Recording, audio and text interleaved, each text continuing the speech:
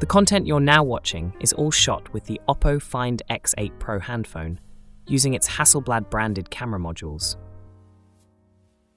We decided to try this workflow running the Blackmagic Design Camera App. Everything is shot in 4K 25p, 100mm H.265 mode, with Blackmagic's RAC 709 color profile. Carrying this phone around felt like carrying a film camera with 4 prime lenses, very much like using the good old Bolex 16mm film camera fitted with 3 turret lenses as options. For this Oppo phone, we've got the 15mm ultra-wide, 23mm main camera, 73mm telephoto, and a 135mm periscope telephoto options to play around. Much to our disappointment, the 135mm periscope camera module cannot be detected by Blackmagic Camera App, so we only have 3 focal lengths to fiddle around with.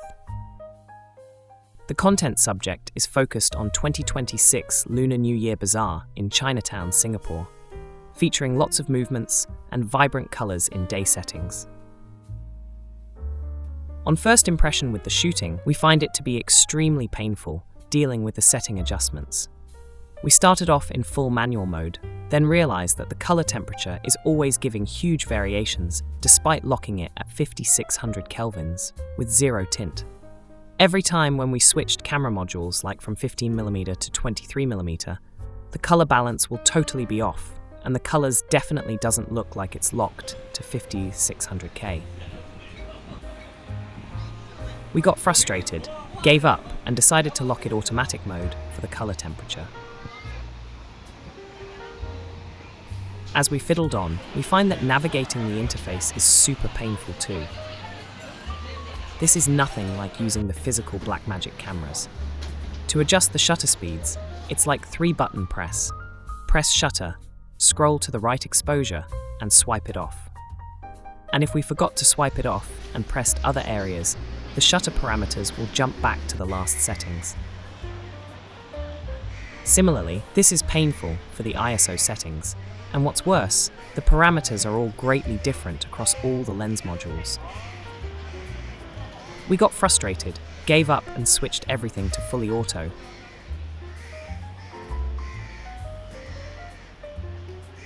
Last but not least, the stabilization is something that we need to complain about. With no optical stabilization active, the footage reminded us of our first Blackmagic Pocket Cinema camera. Everything looked shaky, raw and edgy due to using high shutter speeds to compensate for the lighting response. The image quality, if we ever had to pull out the phone to shoot some content, is decent enough, despite it being only at H.265 8-bit codec at 100 rate. Only if the exposure settings are properly dialed in and equipped with an ND filter of some kind, we're observing lots of blown highlights in the footage. We think the result coming off from a DJI Pocket 3 or Action 4 is still better looking despite having more controls with the Blackmagic Camera App for Android phones. Is it worth using the app over the stock camera app? We don't really think so. The interface is nowhere accurate enough to be repeatable to get your consistency in shoot settings. Perhaps due to a generic software trying to control the camera modules.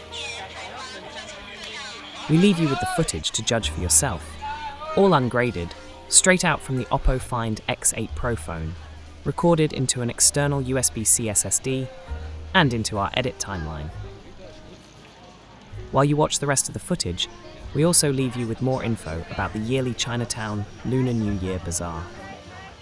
The 2026 Chinatown Chinese New Year celebrations in Singapore, themed galloping into the prosperous year, are currently underway to welcome the Year of the Horse.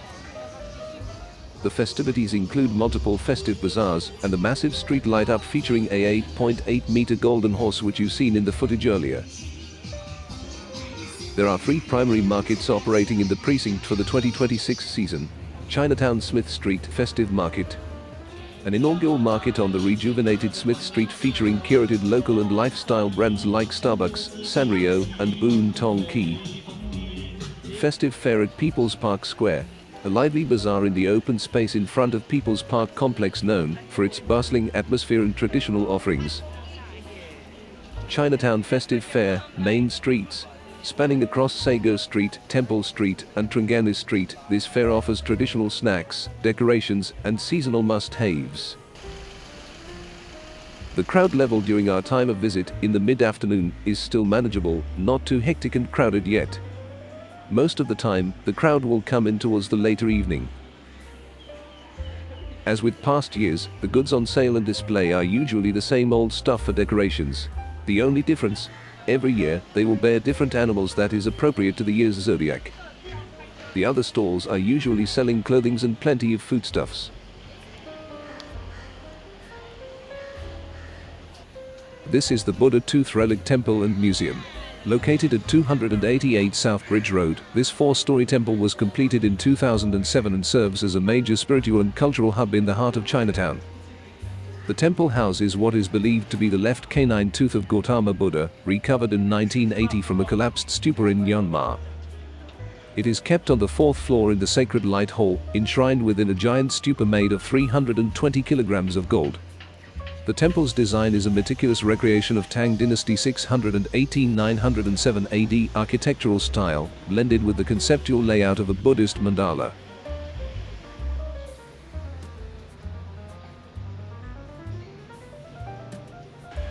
Here, we're looking at visuals from the Chinatown Complex Hawker Center. It is a market with permanent stalls selling goods all year round, unlike the stalls outside along the streets. During the non-festive periods, these stalls will still be selling their respective items, just lesser of New Year-related goods.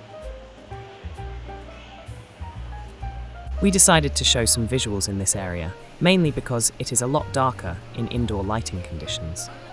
The snappy and jittery look is less prominent due to the effects of slower shutter speeds compared to the outdoor footage. The colors from the auto-color balance setting seem to be more consistent in indoor artificial lighting conditions. Before we end this segment, with footage all shot using the Oppo Find X8 Pro phone running the Blackmagic Design Camera App, we'd like to say that the 8-bit recording codec limitation with the phone plus app combination is definitely a big disadvantage. Perhaps the footage will look better with highlights lesser blown if 10-bit codecs are used. At this point, we'd still rather use a DJI Action 4 or Pocket 3 for such filming applications. After conducting this set of tests, we now know for sure how the image quality stand when compared to using Oppo's own tuned camera versus using a third-party camera app.